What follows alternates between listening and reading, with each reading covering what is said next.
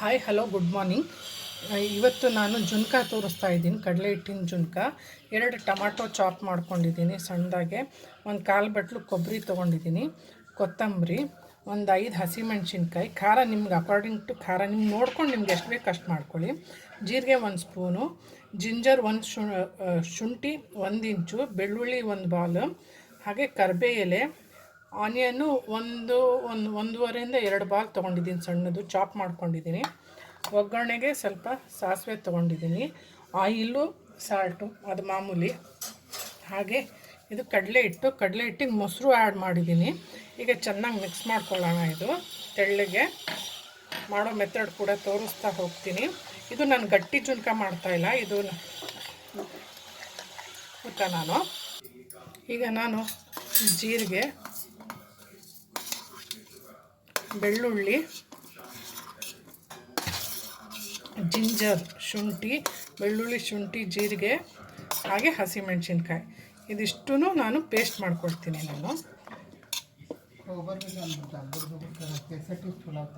ಹಾಗೆ ಕೊಬ್ಬರಿ ಕೂಡ ಪೇಸ್ಟ್ ಮಾಡ್ಕೊಳ್ಳೋದು. ಇದಿಷ್ಟೂ ಪೇಸ್ಟ್ ಮಾಡ್ಕೊಳ್ಳೋದು. ಇದು ಉತ್ತರ ಕರ್ನಾಟಕ ಕಡೆ ಎಲ್ಲ ತುಂಬ ಫೇಮಸ್, ನಿಮಗೂ ಗೊತ್ತೇ ಇದೆ. ಜುನ್ಕ, ಕಡಲೆ ಹಿಟ್ಟಿನ ಜುನ್ಕ ತುಂಬ ಫೇಮಸ್ಸು. ಅಕ್ಕಿ ರೊಟ್ಟಿ ಮಾಡಿದ ಮೆಥಡಲ್ಲೇ ನೀವು ಮಾಡಿ ನೋಡಿ. ತುಂಬ ಅಂದರೆ ತುಂಬ ರುಚಿಯಾಗುತ್ತೆ, ತುಂಬ ಟೇಸ್ಟಿಯಾಗುತ್ತೆ. ಈಗ ಇದಿಷ್ಟು ನೈಸಾಗಿ ಪೇಸ್ಟ್ ಮಾಡ್ಕೊಂಡಿದ್ದೀನಿ, ತೋರಿಸಿದ್ದು ಇಂಗ್ರೀಡಿಯೆಂಟ್ಸ್ ಇಟ್ಟು ಸ್ವಲ್ಪ ಜೀರಿಗೆ, ಮೊಸರು 3 ಹಾಕಿ ಚೆನ್ನಾಗಿ ಪೇಸ್ಟ್ ಮಾಡ್ಕೊಂಡಿದ್ದೀನಿ. ಈಗ 2 ಟೇಬಲ್ ಸ್ಪೂನ್ ಆಯಿಲ್ ಹಾಕಿದ್ದೀನಿ. ಸಾಸಿವೆ ಹಾಕ್ತಿದ್ದೀನಿ. ಸಾಸಿವೆ, ಕರಿಬೇವು,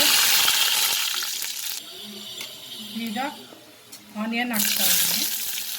ಚಾಪ್ಡ್ ಆನಿಯನ್ನು, ಈರುಳ್ಳಿ 2 ತೊಗೊಂಡಿದ್ದೀನಿ. ಫ್ರೈ ಮಾಡ್ಕೊಳ್ಳೋ ಅವಶ್ಯಕತೆ ಇಲ್ಲ, ಒಂದು 2-3 ನಿಮಿಷ ಸಾಕು. ಹಸಿ ವಾಸನೆ ಹೋದರೆ ಸಾಕು. ಗಟ್ಟಿ ಬಿಸ್ಕೆಟ್ ಥರ ಮಾಡ್ತಾಯಿಲ್ಲ, ತೆಳು ಮಾಡ್ತಾಯಿದ್ದೀನಿ. ಮೀಡಿಯಮ್ ಗಟ್ಟಿ, ತುಂಬ ತೆಳುನೂ ಅಲ್ಲ ಗಟ್ಟಿನೂ ಅಲ್ಲ. ಮಾಡ್ತೀನಲ್ಲ.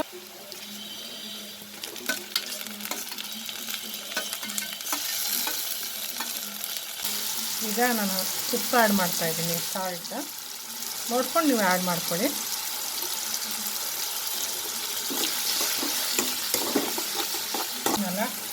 ಇದು ಇದು ಆ್ಯಡ್ ಮಾಡ್ತಾಯಿದ್ದೀನಿ.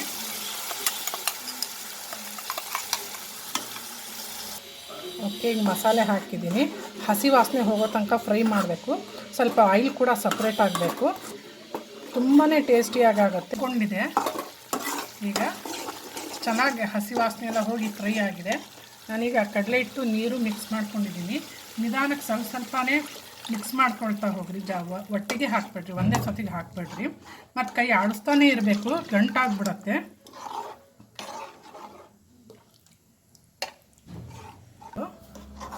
ನೋಡ್ಕೊಳ್ರಿ, ಇದು ಈ ಥರ ಕೈ ಆಡಿಸ್ತಾನೇ ಇರ್ರಿ. ಗಟ್ಟಿ ಆಗೋ ತನಕನೂ ಕೈ ಆಡಿಸ್ತಾ ಇರ್ರಿ. ಸಣ್ಣ ಉರಿಯಲ್ಲಿ ಇಟ್ಕೊಳ್ಳಿ ಫ್ಲೇಮು. ಕಡಲೆ ಹಿಟ್ಟು ಬೇಯಬೇಕಲ್ಲ, ಹಾಗಾಗಿ ಜೊತೆಗೆ ಇದು 2 ನಿಮಿಷಕ್ಕೂ ಕೈ ಆಡಿಸ್ತೀರಿ, ಗಂಟಾಗ್ಬಿಡತ್ತೆ, ತಳ ಹಿಡಿಯತ್ತಿದು. 1-2 ನಿಮಿಷಕ್ಕೆ 3 ನಿಮಿಷಕ್ಕೆ ಒಂದು ಸತಿ ಕೈ ಆಡಿಸ್ತಾನೆ ಇರ್ರಿ. ಈ ಕಡಲೆ ಹಿಟ್ಟು ಹಸಿ ವಾಸನೆ ಹೋಗಬೇಕಲ್ಲ. ಓಕೆ ಗೈಸ್, ಸ್ಟವ್ ಆಫ್ ಮಾಡಿದೆ. ಜುನ್ಕ ರೆಡಿ ಆಗಿದೆ ನೋಡಿ. ಇಷ್ಟೇ, ಇದು ಸಿಂಪಲ್, ತುಂಬಾ ಈಸಿ, ಬಟ್ ಕೈ ಆಡಿಸ್ತಾ ಇರಬೇಕು. ಅದೇ ಸ್ವಲ್ಪ ಲಾಂಗ್ ಪ್ರೊಸೀಜರ್ ಅನಿಸುತ್ತೆ. ಕೊತ್ತಂಬರಿ ಆ್ಯಡ್ ಮಾಡ್ತಾಯಿದ್ದೀನಿ. ಇದು ಅನ್ನದ ಜೊತೆಗೂ ತಿನ್ಬೋದು, ಜೊತೆಗೆ ಚಪಾತಿ ರೊಟ್ಟಿ ಜೊತೆಗಂತೂ ತುಂಬ, ಜೋಳದ ರೊಟ್ಟಿ ಮತ್ತು ಖಡಕ್ಕಾಗಿರೋ ರೋಸ್ಟೆಡ್ ರೊಟ್ಟಿ ಮಾಡ್ತಾರಲ್ಲ ಬಯಲುಸೀಮೆ ಕಡೆ ಎಲ್ಲ, ತುಂಬಾ ಚೆನ್ನಾಗಿರುತ್ತೆ. ಹೇಗನ್ನಿಸ್ತು ಅಂತ ದಯವಿಟ್ಟು ಕಮೆಂಟ್ ಬಾಕ್ಸಲ್ಲಿ ತಿಳಿಸಿ ರೆಸಿಪಿನ.